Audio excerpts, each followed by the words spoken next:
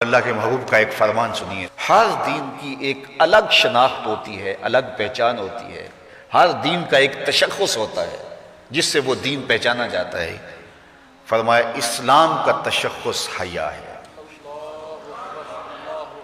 اب مجھے یہ بتائیے، ہر وہ رسم، ہر وہ طرز زندگی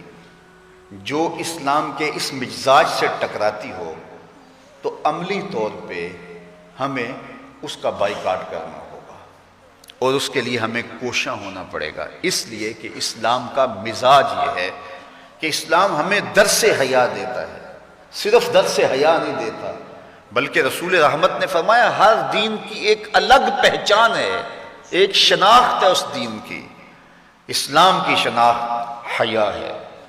اور حیا ایک ایسی دولت ہے جب یہ روحوں میں اترتا ہے اور من میں سماتا ہے تو اللہ تعالیٰ جل شانہ کی رحمتیں اس شخص کے اوپر نازل ہوتی ہیں۔ سب سے زیادہ اس کائنات میں حیا کرنے والے، حدیث پاک میں آتا ہے حضور علیہ السلام کواری لڑکی پردے میں جس طرح سمٹی ہوئی ہوتی ہے، فرمایا اس سے بھی زیادہ حیا کرنے والے تھے۔ تو ہمیں درس حیا کا دیا گیا، اور ایک مقام پہ یوں ارشاد فرمایا گیا کہ حیا اور ایمان یہ دونوں جڑی ہوئی چیزیں ہیں، اگر ان میں سے ایک رخصت ہو جائے تو دوسری شے بھی رخصت ہو جاتی ہے۔ اگر ایمان چلا گیا ساتھ حیا بھی رخصت ہو جاتا ہے، اور اگر حیا چلا گیا تو ایمان کے ثمرات بھی نصیب نہیں ہوتے۔ تو حیا اور ایمان یہ دونوں آپس میں جڑی ہوئی چیزیں ہیں، ان میں سے ایک تم سے الگ ہوگی تو دوسری اس کے ساتھ ہی چلی جائے گی، ساتھ ہی رخصت ہو جائے گی۔ تو آج مغرب کی فکر کے حامل لوگ آج دلیلیں دیتے ہیں جناب پردہ تو آنکھ کا ہوتا ہے، پردہ تو جناب دل کا ہوتا ہے۔ میں کہتا ہوں دین کو تم زیادہ سمجھے ہو یا رسول اللہ کی اہلیہ سمجھیے، جن سے فرمائش حمیرہ سے دین سیکھو، وہ فرماتی ہیں جب حضور کا انتقال ہو گیا تو میں حضور کے حجرے میں جاتی تو معمولی اوڑھنی اوڑھ کے چلی جاتی کہ میرے شوہر کی قبر ہے، کوئی بات نہیں۔ فرمایا اس کے بعد حضرت صدیق اکبر کا وصال ہوا تو وہ بھی حضور کی قربت میں دفن ہوئے، تو میں پھر اس معمولی اوڑھنی کے ساتھ چلی جاتی، اس لیے کہ میں کہتی ایک میرا شوہر ہے دوسرا میرا باپ ہے، تو معمولی کپڑا لیتی اور میں چلی جاتی۔ فرمایا پھر حضرت عمر کا انتقال ہوا اور وہ بھی ساتھ دفن ہوئے، تو حضرت عائشہ رضی اللہ تعالیٰ عنہ فرماتی ہیں کہ واللہ ما دخلت الا وانا مشدودۃ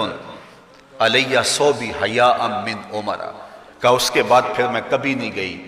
سوائے اس کے کہ میں خوب چادر سمیٹ کے اور پردہ کر کے جاتی، مجھے عمر سے حیا آتی۔ تو جو قبر میں اتر چکے ہیں ام المومنین تو اس سے بھی حیا کرتی ہیں اور اپنے کو سمیٹ لیتی ہیں، تو کیا رسول اللہ صلی اللہ علیہ وآلہ وسلم پر وہی جس خاتون کی آغوش میں اترتی رہی ہے ان سے زیادہ بھی کوئی دین جانے گا، ان سے زیادہ بھی کوئی سمجھدار ہو سکے گا؟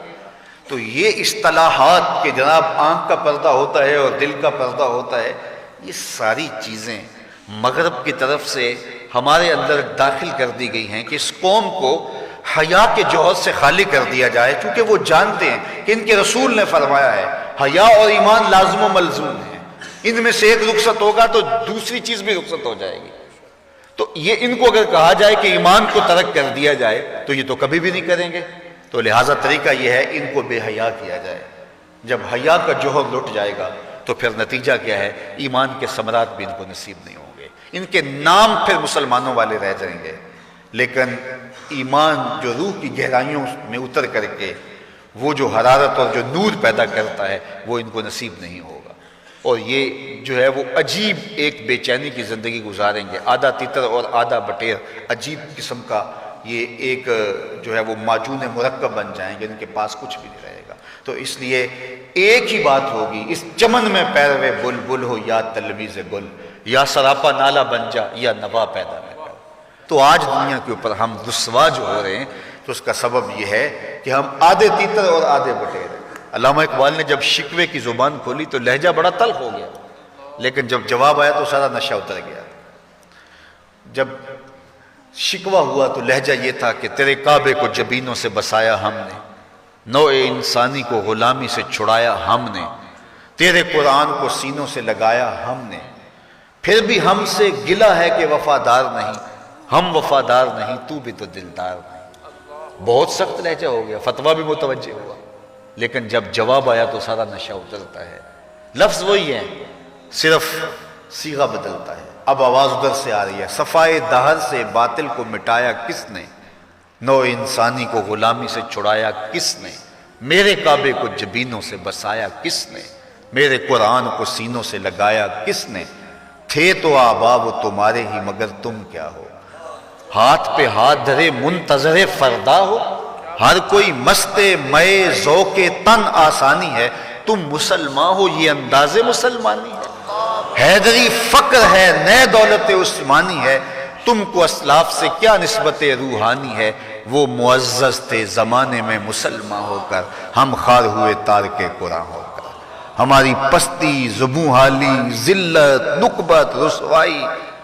یہ اس کا سبب یہ ہے کہ ہم نے کتاب اللہ کی تعلیمات کو چھوڑ دیا۔ وہ غالباً واصف علی واصف یا بابا اشفاق نے کہا تھا کہ لوگ اللہ کو تو مانتے، اللہ کی نہیں مانتے، تو جب ہم اللہ کی نہیں مانیں گے تو پھر ہم کس طرح کامیاب اور بامراد ہوں گے، اور جب ہم اپنے خود کو سپرد کر دیں گے اپنے مالک کے تو پھر ہماری زندگی خوبصورت رنگ میں ڈھلتی چلی جائے گی۔